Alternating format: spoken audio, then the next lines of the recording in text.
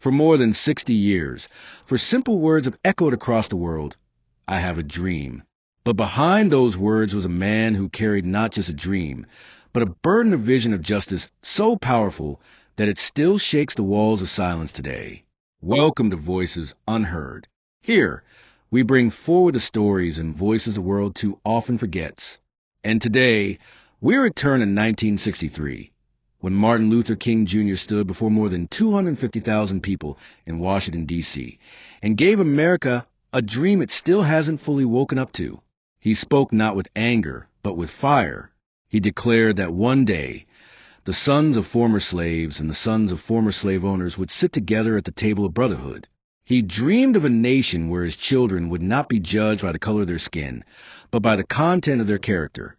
In that moment, the crowd roared not just for his speech, but for a future they longed to see. But here's what many forget. King's dream came at a cost.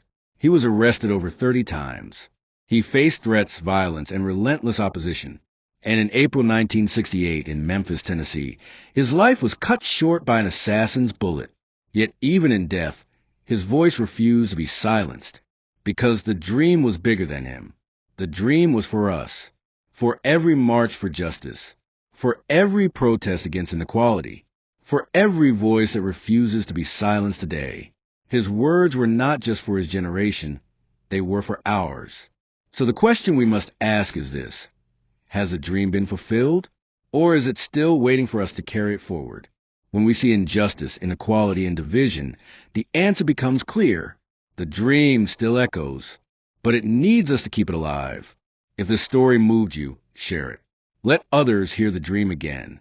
Subscribe to Voices Unheard so we can keep amplifying the voices that change the world. And tell us in the comments, what does Martin Luther King Jr.'s dream mean to you today? This has been Martin Luther King Jr., the dream that still echoes. And remember, this is Voices Unheard, because every story deserves to echo.